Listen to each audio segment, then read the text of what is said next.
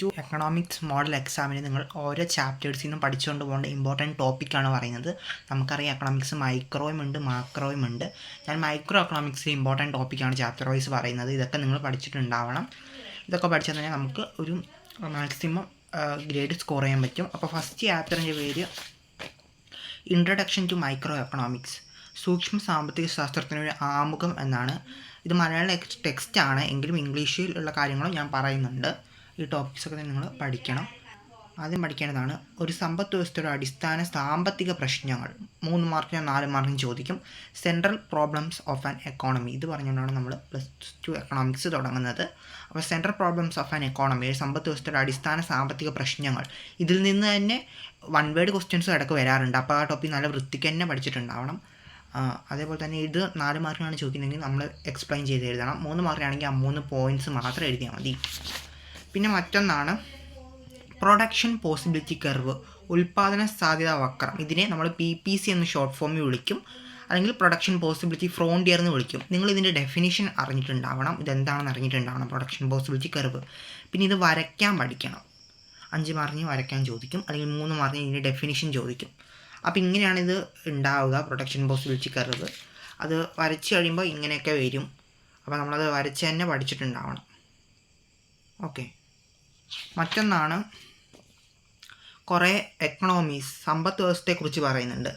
കേന്ദ്രീകൃതമായി ആസൂത്രണം ചെയ്ത സമ്പദ് വ്യവസ്ഥ അഥവാ സെൻട്രലി പ്ലാൻഡ് എക്കണോമി അഥവാ സോഷ്യലിസ്റ്റ് സമ്പദ് വ്യവസ്ഥയെക്കുറിച്ചൊക്കെ പറയുന്നുണ്ട്. അതെന്താണെന്ന് നോക്കണം.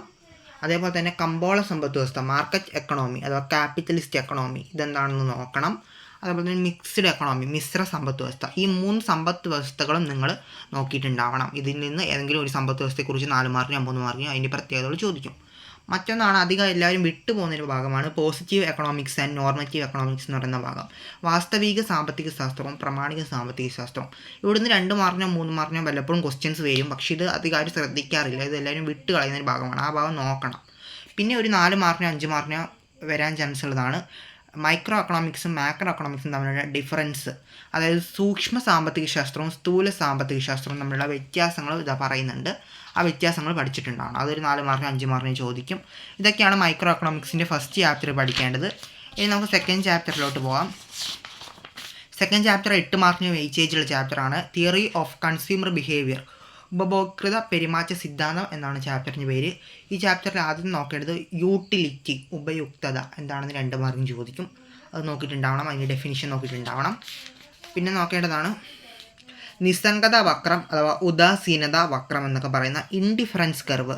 2 മാർക്കിന് ഇതിൻ്റെ ഡിഫറൻസ് അല്ല 2 മാർക്കിൻ്റെ ഡിഫിനിഷൻ ചോദിക്കും, നിർവചനം ചോദിക്കും. നിസ്സംഗത വക്രം എന്താണെന്ന് ചോദിക്കും, ഡിഫറൻസ് കർവ് എന്താണെന്ന് ചോദിക്കും. അതേപോലെ തന്നെ 4 മാർക്കിന് ഇതിൻ്റെ സവിശേഷതകളും ചോദിക്കാറുണ്ട്, ഇതിൻ്റെ പ്രത്യേകതകൾ എന്തൊക്കെയാണെന്നുള്ളത് ചോദിക്കാറുണ്ട്. പിന്നെ മോണോട്ടോണിക് പ്രിഫറൻസ് 2 മാർക്കിന് 3 മാർക്കിന് ചോദിക്കാം. എന്താണ് മോണോട്ടോണിക് പ്രിഫറൻസ് അഥവാ ഏകദാനമായ മുൻഗണനകൾ എന്നൊക്കെ ഇതിനെ പറയാറുണ്ട്. ഏകദാനമായ മുൻഗണനകൾ അതൊക്കെ നോക്കണം. പിന്നെ ഇതാ നമ്മൾ പറഞ്ഞ പോലെ ഫീച്ചേഴ്സ് ഓഫ് ഇൻഡിഫറൻസ് കർവ് ഷുവറാണ്, 4 മാർക്കിനോ 3 മാർക്കിനോ വരും. നിസ്സംഗത വക്രത്തിൻ്റെ സവിശേഷതകൾ നോക്കിയിട്ടുണ്ടാവണം. പിന്നെ നോക്കേണ്ട പിന്നെ നോക്കേണ്ട ഭാഗമാണ് ബജറ്റ് ലൈൻ. 8 മാർക്കിൻ്റെ എസ്എ ക്വസ്റ്റ്യനാണ് ബജറ്റ് ലൈൻ. ബജറ്റ് ലൈനെ കുറിച്ച് നോക്കുമ്പോൾ budget ലൈൻ്റെ equation P1x1 + P2x2 = m എന്ന് പറയുന്ന ഇക്വേഷൻ നോക്കണം. പിന്നെ അതിനോടൊപ്പം തന്നെ ഹൊറിസോണ്ടൽ ഇൻ്റർസെപ്റ്റും വെർട്ടിക്കൽ ഇൻ്റർസെപ്റ്റും. ഹൊറിസോണ്ടൽ ഇൻ്റർസെപ്റ്റ് എന്താണ്? m/P1 ആണ്, വെർട്ടിക്കൽ m/P2 ആണ്, അത് നോക്കണം. പിന്നെ ബജറ്റ് ലൈൻ്റെ ചെരിവ് എന്താണ്? ബജറ്റ് ലൈൻ്റെ ചെരിവ് -P1/P2 അതൊക്കെ നോക്കണം. ബജറ്റ് ലൈൻ്റെ സ്ലോപ്പ് ഒക്കെ നോക്കിയിട്ടുണ്ടാവണം. പിന്നെ നിങ്ങൾ നോക്കേണ്ടതാണ് കുറേ ഗ്രാഫ് പറയുന്നുണ്ട്, അതൊക്കെ ലാസ്റ്റ് മിനിറ്റ് നമ്മൾ നോക്കുന്നത് നല്ലതല്ല, കാരണം നമുക്ക് ബാക്കിയെല്ലാം കൂടി കൺഫ്യൂഷൻ ആവും. പിന്നെ പറഞ്ഞാൽ നിങ്ങൾ ഉറപ്പായിട്ടും പഠിക്കേണ്ട ഒരു ടോപ്പിക്കാണ് കൺസ്യൂമേഴ്സ് ഇക്വിലിബ്രിയം അല്ലെങ്കിൽ optimal choice of the consumer, ഉപഭോക്താവിൻ്റെ സന്തുലിതാവസ്ഥ. ഗ്രാഫ് ചോദിക്കുക. അപ്പം നമ്മൾ ഇത് എഴുതേണ്ടത് എന്താണ് 5 മാർക്കിന് ചോദിക്കും, അല്ലെങ്കിൽ 8 മാർക്കിന് ചോദിക്കും. എങ്ങനെ ആദ്യം എന്താണ് ഉപഭോക്താവിൻ്റെ സന്തുലിതാവസ്ഥ, പിന്നെ ഈ ഒരു ഗ്രാഫും കൂടി വരക്കണം, എന്നാലും നമുക്ക് 5 മാർക്ക് കിട്ടുള്ളൂ. പിന്നെ നോക്കേണ്ടതാണ് ചോദന നിയമം, ലോ ഓഫ് ഡിമാൻഡ്. 3 മാർക്ക് 2 മാർക്കിന് ചോദിക്കാം. എന്താണ് ചോദന നിയമം, ലോ ഓഫ് ഡിമാൻഡ് എന്ന് നോക്കണം. പിന്നെ ചോദന വക്രം, ഡിമാൻഡ് കർവിനെ കുറിച്ചൊരു ചോദ്യം വരും. ഈ ഡിമാൻഡ് നിങ്ങളൊന്ന് നോക്കിയിട്ട് പോയിട്ടുണ്ടാവണം. അതുമാണ് ആ ഭാഗത്ത് നോക്കേണ്ടത്. മറ്റൊന്നാണ് ഒരു സാധനത്തിൻ്റെ ചോദനത്തെ നിർണ്ണയിക്കുന്ന ഘടകങ്ങൾ എന്തൊക്കെ. ഡിറ്റർമിനൻസ് ഓഫ് ഡിമാൻഡ് 4 മാർക്കിൻ്റെ ക്വസ്റ്റ്യൻ ആണ്. അതിൽ തന്നെ കുറേ വസ്തുക്കളെ കുറിച്ച് പറയുന്നുണ്ട്. അതിൽ നമ്മൾ പ്രത്യേകം ശ്രദ്ധിക്കേണ്ട വസ്തുക്കളാണ് പ്രതിസ്ഥാപന വസ്തുക്കളും പൂരക വസ്തുക്കളും, അതായത് സബ്സ്റ്റിറ്റ്യൂട്ട് ഗുഡ്സും കോംപ്ലിമെൻ്ററി ഗുഡ്സും. എക്സാമിന് പ്രത്യേകം എടുത്ത് ചോദിക്കും എന്താണ് പ്രതിസ്ഥാപന വസ്തുക്കളും പൂരക വസ്തുക്കളും എന്നും, അല്ലെങ്കിൽ അതിന് ഉദാഹരണങ്ങൾ ചോദിക്കും. അപ്പോൾ ആ പോലെ എന്ത് ചെയ്യണം, വായിച്ച് പഠിച്ചിട്ടുണ്ടാവണം. മറ്റൊന്നാണ് കമ്പോള ചോദനം, മാർക്കറ്റ് ഡിമാൻഡ്. അതിൻ്റെ ഒരു ഡെഫിനിഷൻ ഒന്ന് നോക്കിയാൽ മതി, അത്ര ഇമ്പോർട്ടൻ്റ് അല്ല. പിന്നെ നോക്കേണ്ടതാണ് പ്രൈസ് ഇലാസ്റ്റിസിറ്റി ഓഫ് ഡിമാൻഡ്. 2 മാർക്കിന് ചോദിക്കും. അതിൻ്റെ ഡെഫിനിഷനും ചോദിക്കും, അത് കാണാനും ചോദിക്കും. ചോദനത്തിൻ്റെ വില ഇലാസ്റ്റികത അത് കാണാൻ ചോദിക്കുന്നത് ശതമാന രീതിയിലാണ്. പെർസെൻറ്റേജ് മെത്തേഡിൽ നമ്മളോട് എന്ത് ചോദിക്കും, ഈ പറയുന്ന പ്രൈസ് ഇലാസ്റ്റിസിറ്റി ഓഫ് ഡിമാൻഡ് ശതമാന രീതിയിൽ ചോദനത്തിന് വില ഇലാസ്റ്റികത കാണാൻ ചോദിക്കും. 2 മാർക്ക് ഞങ്ങൾ നോക്കിപ്പോകാം. പിന്നെ വീണ്ടും ഒരു 4 മാർക്കിൻ്റെ ഒരു ക്വസ്റ്റ്യൻ ആണ്, ഒരു സാധനത്തിൻ്റെ വില ഇലാസ്തികതയെ നിർണ്ണയിക്കുന്ന ഘടകങ്ങൾ. Factors determining price elasticity for a good. ആ ഭാഗവും എന്ത് ചെയ്യണം, നോക്കിയിട്ടുണ്ടാവണം. ഇനി നോക്കാനുള്ളത് 3ാമത്തെ പാഠഭാഗമാണ് ഉൽപ്പാദനവും ചെലവും, പ്രൊഡക്ഷൻ ആൻഡ് കോസ്റ്റ് എന്ന് പറയുന്ന ചാപ്റ്ററാണ്. ഇവിടെ നോക്കാനുള്ളത് ആദ്യം ഹ്രസ്വ കാലയളവും ദീർഘകാലയളവും, അതായത് ഷോർട്ട് റണ്ണും ലോങ് റണ്ണും തമ്മിലുള്ള വ്യത്യാസം. നമുക്കറിയാം 2 കാലയളവുണ്ട് അല്ലെ ഉൽപ്പാദന പ്രക്രിയയിൽ. ഹ്രസ്വ കാലയളവും ഉണ്ട്, ദീർഘകാലയളവും ഉണ്ട്. അതായത് ലോങ് റണ്ണും ഉണ്ട്, ഷോർട്ട് റണ്ണും ഉണ്ട്. അപ്പോൾ അത് 2 തമ്മിലുള്ള വ്യത്യാസം നോക്കണം. പിന്നെ TP ടോട്ടൽ പ്രൊഡക്റ്റ്, മൊത്തം ഉൽപ്പന്നം നോക്കണം.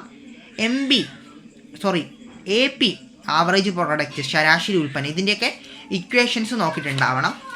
പിന്നെ MB നമ്മുടെ മാർജിനൽ പ്രൊഡക്റ്റ്, സീമാന്ത ഉൽപ്പന്നം, അതിൻ്റെയും ഇക്വേഷനും കാര്യങ്ങളും നോക്കിയിട്ടുണ്ടാവണം.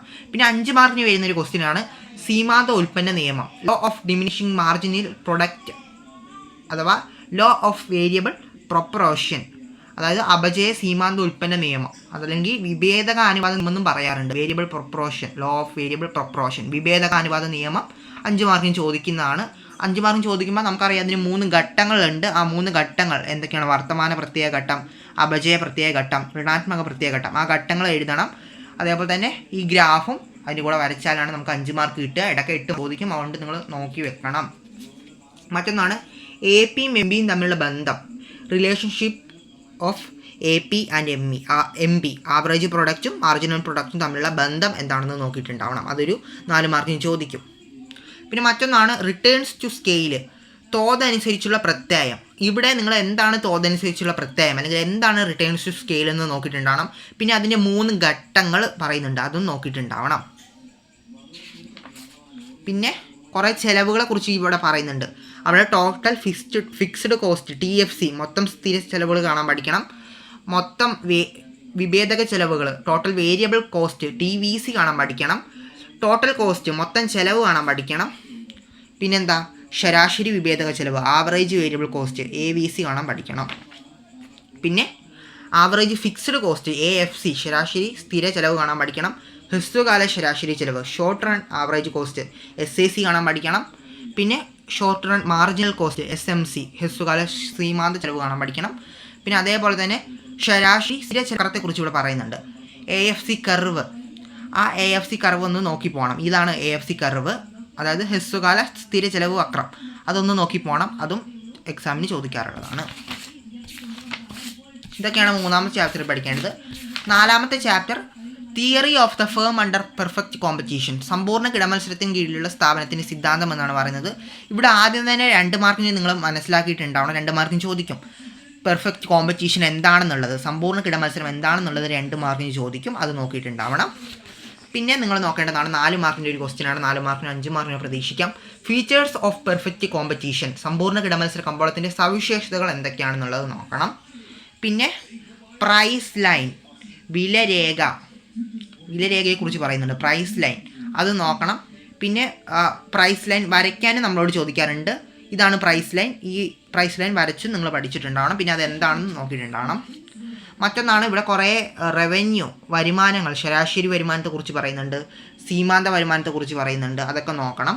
പിന്നെ 8 മാർക്കിനോ 5 മാർക്കിനോ വരുന്ന ഒരു ചോദ്യമാണ് ലാഭം പരമാവധിയാക്കൽ, പ്രോഫിറ്റ് മാക്സിമൈസേഷൻ. ഇങ്ങനെ ഒരു ക്വസ്റ്റ്യൻ വന്നാൽ നമ്മൾ നേരത്തെ പറഞ്ഞ പോലെ 5 മാർക്കിൻ്റെ ക്വസ്റ്റ്യൻ പോലെ തന്നെ എന്താണ് ലാഭം പരമാവധിയാക്കൽ അല്ലെങ്കിൽ എന്താണ് പ്രോഫിറ്റ് മാക്സിമൈസേഷൻ, അതിൻ്റെ സ്റ്റേജുകൾ എഴുതണം. പിന്നെ അതിൻ്റെ ഒരു ഗ്രാഫിക്കൽ റെപ്രസെൻറ്റേഷൻ ഉണ്ട്, അതും കൂടി നോക്കിയിട്ട് പോകണം. ഓക്കെ, പിന്നെ ഇവിടെ പറയുന്നുണ്ട് സാധാരണ ലാഭവും അതിസാധാരണ ലാഭവും, അതായത് നോർമൽ പ്രോഫിറ്റും സൂപ്പർ നോർമൽ പ്രോഫിറ്റും. അത് 2 മാർക്കും ചോദിച്ചേക്കാം, ഒന്ന് നോക്കണം. പിന്നെ 4 മാർക്കിൻ്റെ ഒരു ക്വസ്റ്റ്യനാണ്, ഒരു ഉൽപ്പാദക യൂണിറ്റിൻ്റെ പ്രധാന വക്രത്തിൻ്റെ നിർണ്ണായകങ്ങൾ, അതായത് determinants of A firms supply curve. അത് ആ ഭാഗം നോക്കിയിട്ടുണ്ടാവണം. അവിടെ പറയുന്ന ഉൽപ്പാദക യൂണിറ്റിൻ്റെ പ്രധാന വക്രത്തെ എന്തൊക്കെയാണ് നിർണ്ണയിക്കുന്നത് എന്നുള്ളത് നോക്കണം. പിന്നെ ഒരു 2 മാർക്കും ചോദിക്കാം, പ്രധാനത്തിൻ്റെ വില ഇലാസ്തികതയെക്കുറിച്ച് ചോദിക്കാറുണ്ട്, പ്രൈസ് ഇലാസ്റ്റിസിറ്റി ഓഫ് സപ്ലൈ, അതും നോക്കണം. ഇനി അഞ്ചാമത്തെ ചാപ്റ്റർ സിമ്പിളാണ്, കുറച്ച് കാര്യങ്ങളെ പഠിക്കാനുള്ളൂ. മാർക്കറ്റ് ഇക്വിലിബ്രിയം, കമ്പോള സന്തുലിതാവസ്ഥ എന്നാണ് ചാപ്റ്ററിൻ്റെ പേര്. ഇവിടെ ആദ്യം നോക്കേണ്ടത് നമ്മുടെ സന്തുലിത വിലയും അളവും കാണുന്ന വിധം പറയുന്നുണ്ട്. അതായത് ഇക്വിലിബ്രിയം പ്രൈസും ഇക്വിലിബ്രിയം ക്വാണ്ടിറ്റിയും കാണേണ്ട വിധത്തെക്കുറിച്ച് പറയുന്നുണ്ട്. ആ ഭാഗം ഒന്ന് നോക്കണം, അതൊരു പ്രോബ്ലം ഭാഗമാണ്. അതെങ്ങനെയാണ് കാണുന്നതെന്ന് പറയണം. നമ്മുടെ QS = QD എന്ന് പറയുന്ന സമവാക്യമൊക്കെ ഉണ്ടല്ലോ, അതൊന്ന് നോക്കിയിട്ടുണ്ടാവണം. പിന്നെ ഇതിൽ ഏറ്റവും ഇമ്പോർട്ടൻ്റ് ഏതാണെന്ന് വെച്ചാൽ എല്ലാ കുട്ടികളും പഠിക്കണം, വില പരിധി, പ്രൈസ് സീലിംഗ്. ഷുവർ ക്വസ്റ്റ്യനാണ്. നമ്മുടെ 2026 നടക്കാൻ പോകുന്ന എക്കണോമിക്സ് മോഡൽ എക്സാമിന് മൈക്രോ എക്കണോമിക്സിൽ നിങ്ങൾ നോക്കിയോ പ്രൈസ് സീലിംഗ് ഉണ്ടാവും, വില പരിധി ഉണ്ടാവും. അത് 4 മാർക്കിനും 5 മാർക്കിനും ചോദിക്കും. അതിൻ്റെ ഗ്രാഫ് പഠിക്കണം, അതേപോലെ തന്നെ അതെന്താണെന്നും പഠിക്കണം. പിന്നെ ഈ വില പരിധി കൊണ്ടുണ്ടാകുന്ന പ്രത്യാഘാതങ്ങളുണ്ട്, അതും നോക്കിയിട്ടുണ്ടാവണം. അതായത് വിലപരിധി കൊണ്ട് എന്തൊക്കെ സംഭവിക്കും എന്നാണ് പറയുന്നത്, അതൊക്കെ നോക്കിയിട്ടുണ്ടാവണം. പിന്നെ അല്ലെങ്കിൽ വിലപരിധി ഇല്ലെങ്കിൽ ഫ്ലോർ പ്രൈസ് എന്തായാലും ഉണ്ടാവും, തറവില. ഒന്നെങ്കിൽ വിലപരിധി അല്ലെങ്കിൽ തറവില, അല്ലെങ്കിൽ രണ്ടും ഉണ്ടാവാറുണ്ട്. അതുകൊണ്ട് രണ്ടും നോക്കിയിട്ട് പോവുക.